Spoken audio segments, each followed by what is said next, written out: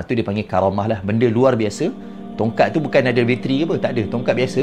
Jadi syarat pertama apa? Dia mesti orang yang soleh.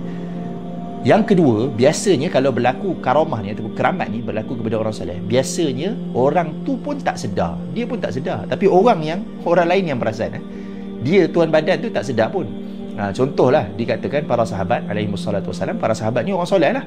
Para sahabat ni sebab iman mereka kuat kepada Allah Ta'ala, lepas tu mereka ni menolong Nabi Muhammad sallallahu alaihi wa alihi wasallam pula.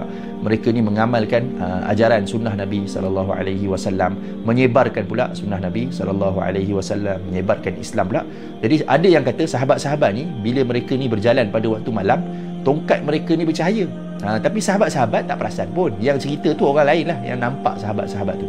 Sebab zaman dulu ni tak ada lampu jalan, tak ada elektrik. Jadi bila malam berjalan tu memang gelap semua lah. Jadi bila orang nampak tongkat sahabat-sahabat berjalan pada waktu malam, balik dia solat isyak tu contohnya, dia nampak dia punya tongkat tu bercahaya. Jadi tu dia panggil karamah lah, benda luar biasa. Tongkat tu bukan ada bateri apa, tak ada, tongkat biasa. Tapi orang lain nampak macam bercahaya. Cuma sahabat-sahabat tak perasan pun. Jadi biasanya, yang kedua apa? Yang biasanya tuan badan tu tak perasan pun, tak sedar pun.